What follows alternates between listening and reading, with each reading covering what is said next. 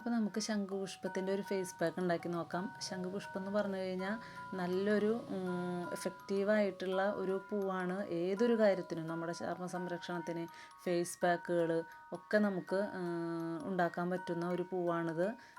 ആയുർവേദത്തിൽ വളരെ ഗുണങ്ങളുള്ള ഒരു പൂവ് തന്നെയാണ് ശംഖുപുഷ്പം എന്ന് പറയുന്നത്. അപ്പോൾ അത് വെച്ചിട്ട് നമ്മൾ ചായ അങ്ങനെ നിരവധി സാധനങ്ങൾ ഉണ്ടാക്കുമെങ്കിലും ഫേസ് പാക്ക് നമുക്ക് എങ്ങനെ ഉണ്ടാക്കിയെടുക്കുന്നത് നമുക്ക് നോക്കാം. അതിനായിട്ട് നമുക്കിവിടെ ശംഖുപുഷ്പം ഒരു കൈപ്പിടി നിറയെ ശംഖുപുഷ്പം, അതിലേക്ക് പനിക്കൂർക്ക, ചില സ്ഥലങ്ങളിൽ ഞവരയില എന്നും പറയും. അപ്പോൾ അത് ഇതുപോലെ തന്നെ ഒരു കൈപ്പിടി നല്ല വൃത്തിയായി കഴുകി എടുക്കുക. അതിനുശേഷം നമ്മളൊരു അര ഗ്ലാസ് വെള്ളം എടുത്തിട്ട് തിളപ്പിക്കാൻ വയ്ക്കുക. ആ തിളച്ച് വരുമ്പോഴാണ് ഇതിൻ്റെ സത്ത് നമുക്ക് കിട്ടുക. അപ്പോൾ അതിനായിട്ട് നമ്മൾ കഴുകി വൃത്തിയാക്കി എടുത്ത ശംഖുപുഷ്പവും ഈ പനിക്കൂർക്കയുടെ ഇലയും കൂടിയിട്ട് ഈ വെള്ളത്തിലോട്ട് ഇട്ട് കൊടുക്കുക. അതവിടെ കിടന്ന് നല്ല പോലെ വെട്ടി തിളയ്ക്കണം. അപ്പോഴാണ് അതിൻ്റെ നീര് ഇങ്ങോട്ട് ഇറങ്ങി വരുന്നുള്ളൂ. അപ്പോൾ നമുക്ക് ചൂടായി ആ വെള്ളം തിളയ്ക്കുമ്പോൾ തന്നെ ഈ ശംഖുപുഷ്പത്തിൻ്റെ കളറായിരിക്കും അതിൽ കാണുക. നല്ലൊരു വയലറ്റ് ഷെയ്ഡായിട്ട് ആ വെള്ളം മാറും.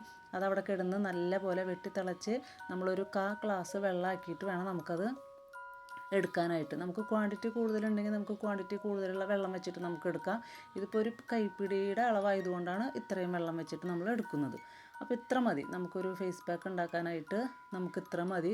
അത് നല്ല വൃത്തിയായിട്ട് നമ്മൾ അരിച്ചെടുക്കുക. പിന്നെ നമ്മൾ വെട്ടിത്തിളച്ച് നമ്മൾ ആ ഊറ്റിയെടുക്കുന്ന ആ നീരുണ്ടല്ലോ, ആ വെള്ളം ഉണ്ടല്ലോ, അത് നമ്മൾ ഒഴിക്കുന്ന പാത്രങ്ങളിലൊന്നും പിന്നെ വെള്ളത്തിൻ്റെ അംശം പാടില്ല കേട്ടോ. നല്ല കഴുകി തുടച്ച് വൃത്തിയാക്കിയ പാത്രങ്ങളിലാണ് പിന്നെ അത് എടുക്കുക. അതിനായിട്ട് ഞാനിവിടെ 2 കയ്യിൽ നമ്മൾ തിളപ്പിച്ച് ചൂടാറിയതിന് ശേഷം ആണ് ആ വെള്ളം നമ്മൾ എടുക്കുക. ചൂടാറിയതിന് ശേഷം 2 കയ്യിൽ നമുക്ക് നമ്മുടെ കയ്യിൽ എത്ര ക്വാണ്ടിറ്റി ഉണ്ട് അതിനനുസരിച്ചുള്ള ജെല്ലാണ് നമ്മളിതിലേക്ക് ചേർത്ത് കൊടുക്കുന്നത്. അതെന്തിൻ്റെ കറ്റാർവാഴയുടെ. അപ്പോൾ അതിൻ്റെ ജെല്ല് ഞാനിപ്പോൾ ഇവിടെ കടയിൽ നിന്ന് വാങ്ങിച്ച ഹിമാലയയുടെ അലോവേര ജെല്ലാണ് നമ്മളിതിൽ ചേർക്കുന്നത്.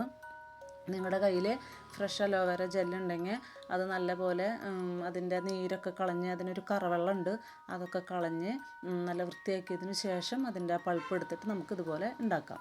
അതിതുപോലെ നല്ല പോലെ മിക്സാക്കി പെട്ടെന്ന് തന്നെ അങ്ങനെ ആവില്ല. അത് നല്ല പോലെ ഇങ്ങനെ ആ ടീസ്പൂൺ വെച്ചിട്ട് നമ്മൾ ബ്ലെൻഡ് ചെയ്ത് കൊടുക്കുമ്പോൾ അത് നമ്മുടെ ജെല്ല് പോലെ, നമുക്ക് എത്ര തിക്നെസ് വേണോ അതിനനുസരിച്ച് നമുക്ക് കുറച്ച് ജെല്ല് കൂട്ടിയും കുറച്ചൊക്കെ ഇടാം.